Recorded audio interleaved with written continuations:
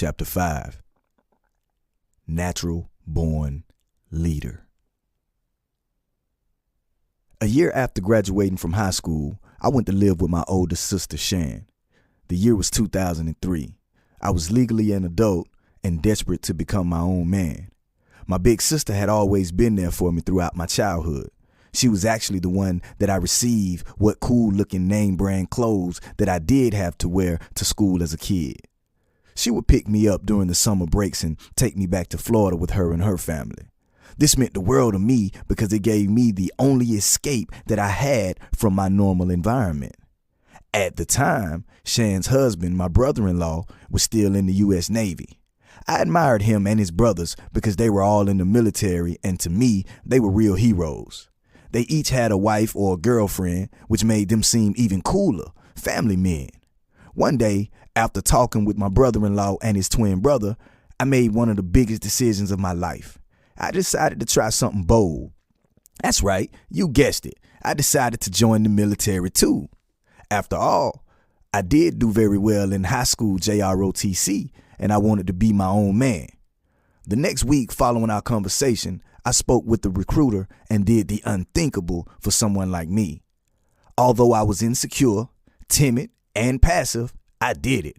I enlisted in the United States Armed Forces. Soon afterwards, I was at the Military Entrance Processing Station, aka MEPS, ready to go. I was tired of being soft and scary, so I did something bold and courageous for myself, and for the first time, by myself. No big sister, big brother, big cousin, or my mom to be with me. I was completely alone. From MEPS, the next thing I knew, I was in a van on my way to a hotel with other newly enlisted kids and scheduled to fly out to basic training early the very next morning. When I woke up that morning, though, I was terrified. I couldn't believe what I had done, but I could not take it back. I was on my way to Lackland Air Force Base in San Antonio, Texas. The only time I had been away from home was when I went to spend the summer in Jacksonville, Florida with Shan. Now I was on my way to San Antonio, Texas. I was all alone, except for one other guy from Atlanta whose last name was Bernard. Bernard and I got along well and became friends. Before arriving to San Antonio, our flight stopped in Dallas, Texas. We were supposed to take a second flight to San Antonio, but we both thought that a layover meant that we were supposed to spend the night in Dallas. Two young men from Atlanta, Georgia, who has never been too far from home, much less on an airplane unaccompanied. We were clueless, so we literally laid over. Stop judging me. Perhaps you can see why Bernard and I got along so well. Neither of us were the sharpest tools in the shed, if you know what I mean. Our ignorance would prove to be a big mistake, as the next day we were supposed to be in San Antonio for basic training. But guess where we were? That's right, we were still in Dallas. We managed to get in touch with someone back at the MEPS who informed us of how bad we had screwed up. We then received a new plane ticket from Dallas to San Antonio. When we finally arrived in San Antonio, there was a van waiting for us, and the driver, who was also in the Air Force, drove us straight to Lackland Air Force Base without any small talk at all. It was a very unpleasant and uncomfortable ride. Bernard and I had no idea what we were in for. Here we were, arriving to basic training, or boot camp as some called it, an entire day late. We were met outside of a building by a tall, dark man wearing a big hat. He was in uniform and had a name tag that said Banks. He had stripes on his shoulder identifying him as a technical sergeant or tech sergeant. He too did not seem happy to meet us. He immediately began screaming and yelling at us. Tech Sergeant Bank was commanding us to get into the building, rushing us up several flights of stairs and through a large metal door. When we got inside the door, there was another man who appeared to be Hispanic. This guy was dressed exactly like Tech Sergeant Banks, but his name tag said Martinez, and the stripes on his shoulder identified him as a staff sergeant. This guy was just as aggressive and as loud as Tech Sergeant Bank was. Neither of them seemed nice or friendly at all. What made it even worse was that there were about 50 other trainees in the room, and they were all being yelled at and doing push-ups too. What did I sign up for? I could tell some form of physical activity had been going on for a while by the smell of sweat and musk all in the room. It smelled like my high school locker room after game day, not to mention that the small window on the door seemed to be sweating too. This was surely that moment where I felt like I had made the biggest mistake of my life. Bernard and I were immediately ordered to join the other guys in the push-up position. Of course, without hesitation, Bernard and I joined in, since we had already delayed enough. I noticed that Staff Sergeant Martinez was watching the entire group of us, and he yelled out, "Up, down, up, down." Maybe I was mistaken, but it seemed like the more some people cheated the push-ups, that is to say, people were not going all the way up or down, the more push-ups he added on. Me realizing this, but not thinking, I yelled out to motivate everyone. I said, "Come on, y'all, stop trying to cheat. Y'all making everybody have to suffer." The nerve of me. Here I am, a day late, just arriving to the physical activities taking place and yelling at folks. Like I said, I was not thinking. Following my outburst, Staff Sergeant Martinez called me to the front of the room. I got up and ran to the front and said what I was required to say. "Sir, Trainee Pope reports his order." He then ordered me to about face, which is to make a 180-degree turn and face the opposite direction. As I looked at the group still in the push-up position, I just knew that I was about to be humiliated in a major way for yelling out at everyone. As I took a deep breath and prepared for the worst, the strangest thing happened. Staff Sergeant Martinez told the entire group, "From this day forward, if Pope tells you to do anything, you'd better treat it as if I had said it to you myself." I could not believe my ears. Then I was ordered to about face again. Now I was looking back at Sergeant Martinez. The words he spoke next taught me something that I would never forget. He said, "Leading is not about telling people what to do. It's about setting an example for them to follow. Never order someone to do something that you are not willing or able to do yourself." So, if you order the group to do 50 push-ups, they would have to do it, but you better beat them to number 50. If you order them to run a mile, then you better lead the way. I quickly answered back with a loud, "Yes, sir." I was completely stunned. I wasn't getting humiliated. I was actually getting promoted. I was being placed in a leadership position over about 53 other men.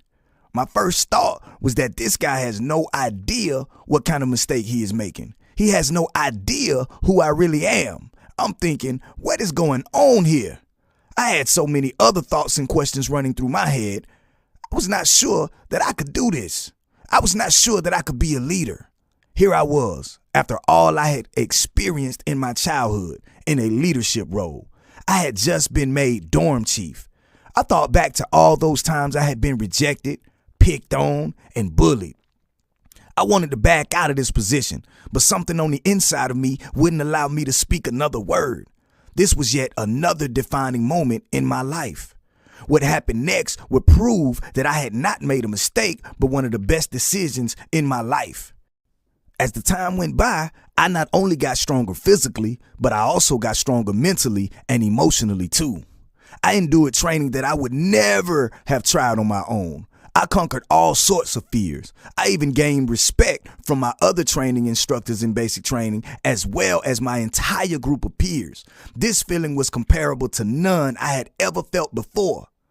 On the day that I graduated basic training, I took my mom to the dorm to show her where I had been living. As I packed the rest of my belongings, I overheard a conversation that Sergeant Martinez was having with my mom. Yet again, I couldn't believe what I was hearing. He told my mom that he hated to see me go. He even said that he wished he had 100 more men like me and that I was a natural-born leader. After hearing that, I had to fight off all kinds of emotions. This was definitely the nicest thing I had ever heard Sergeant Martinez say. Not only that, but it was also one of the most inspiring things that I had ever heard anyone say about me.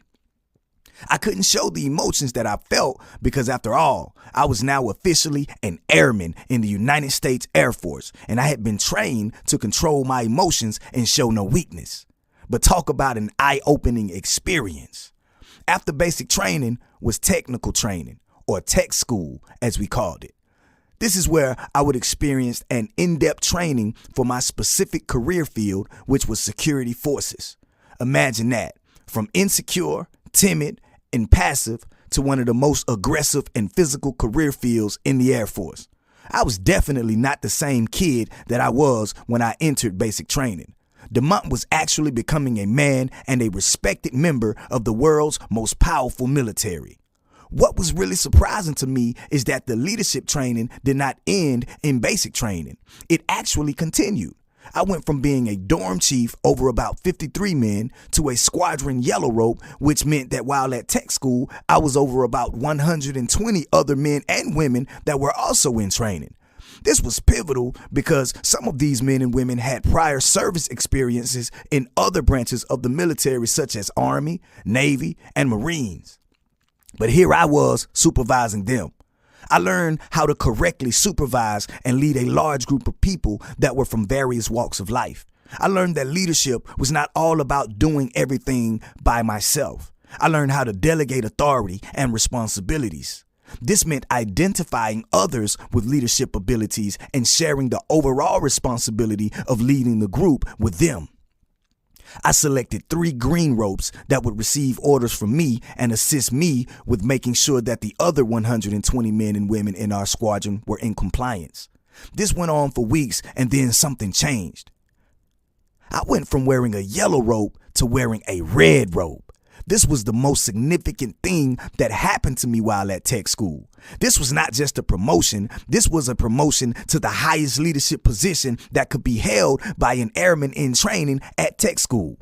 The responsibility was far greater than anything else I had experienced so far. Now I was the highest ranking person in training on the entire military base.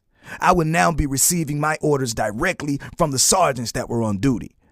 I would then give those orders to all of the other yellow ropes, and they would pass the orders down to their green ropes. To me, this was nothing short of being amazing. What made this moment so monumental for me was that there were about 1,500 airmen in training on that base at the time. Now imagine me being the head airman in training over all 1,500 of these adult men and women who were also in training. This was my reality every day. Well, every day until I received my orders to report to my duty station. This would be the location I called home while I served on active duty. Do you care to take a wild guess at where I was stationed? Just kidding, I'll tell you. I would spend my short military career at Elmendorf Air Force Base in Anchorage, Alaska. That's right, the kid from Atlanta, Georgia, was now a resident of Alaska.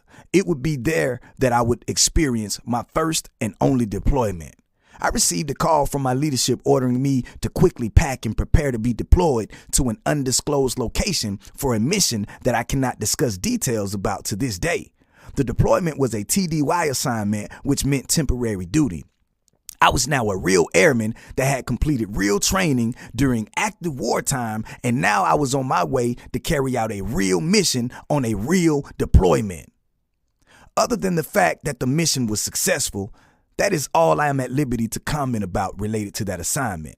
What I will say is that my life had definitely made an about face. Pun definitely intended.